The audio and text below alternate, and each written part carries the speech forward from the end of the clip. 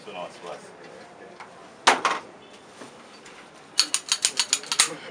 Kikosi chetu cha kupambana na ujambazi jiji la Dar es Salaam tarehe 16 mwezi wa 11 2016 majira ya saa 4 jioni huko Mbande Mbagala, askari wa kikosi hicho wakiwa wanafanya doria walipata taarifa kutoka raia wema kwamba kuna mmoja wa majambazi ambao wamekuwa wamenasumbua alifahamika kwa jina la Kurwa yuko maeneo hayo. Kwa hiyo wakafanya mtego na wakafanikiwa kumkamata huyu bwana Kurwa Rajabu, jina lake maarufu anafahamika kwa jina la Mamba.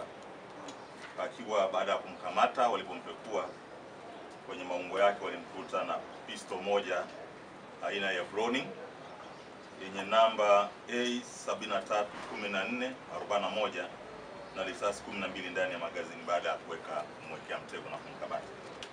Lakini tukio lingine tarehe hiyo tarehe 16 mwezi wa 11 2016, taarifa pia zilipatikana kwamba kuna bwana mmoja anafahamika kwa jina la Shomari ambaye alikuwa anatafutwa kwa kosa la mauaji ambaye ilifanyika tarehe 28 mwezi wa 10 2016 kwenye daradara kule Tandika Tambukaleri, kwamba wananchi walikuwa wamemwona maeneo ya Tandika Maguruwe akiwa amekaa nje ya saluni yake. Kwa hiyo ufuatiliaji ulifanyika na bahati nzuri walifanikiwa kumkamata huyu bwana Shomari akiwa na hiyo silaha aina ya Browning. Kwa hiyo alijaribu kukimbia, bahati nzuri walimpiga risasi ya mguu na kufanikiwa kukamata hiyo silaha. Silaha hiyo ilikuwa na risasi 2 ndani ya magazini. Kwa hiyo mtume anaendelea kuhojiwa kuhusiana na hilo tukio la mauaji. Tarehe 17 mwezi wa 11 2016 majira ya saa 9:15 asubuhi kwa maeneo ya maduka mawili Chang'ombe, polisi walifanikiwa kuokoa silaha aina ya bastola Krog 19 yenye namba ELS 377 ikiwa na risasi 17 pamoja na mabegi matatu ya nguo na simu 5 za mkononi. Jeshi la polisi kanda maalum Dar es Salaam linaendelea na operation mbalimbali katika maeneo mbalimbali ya jiji la Dar es Salaam. Kwa imefanikiwa kutokana na taarifa za raia wema hizo konyagi ambazo zitaonyesha ambazo zinaonekana ni bandia. Lakini pia tutaonyesha mtambo ambao unatumika kutengeneza hizo konyagi bandia. Lakini watu wanaokamatwa hao na hivyo vinywaji ni konyagi bandia. Kuna Ledness Graton Kagaruki miaka 26, mkazi wa Sinza na wenzake wapatao 4.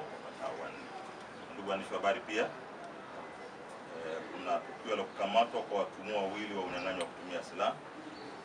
Hii imetokea tarehe 20 mwezi wa 11 2016 majira ya saa 9 za jioni hapo Kariakoo.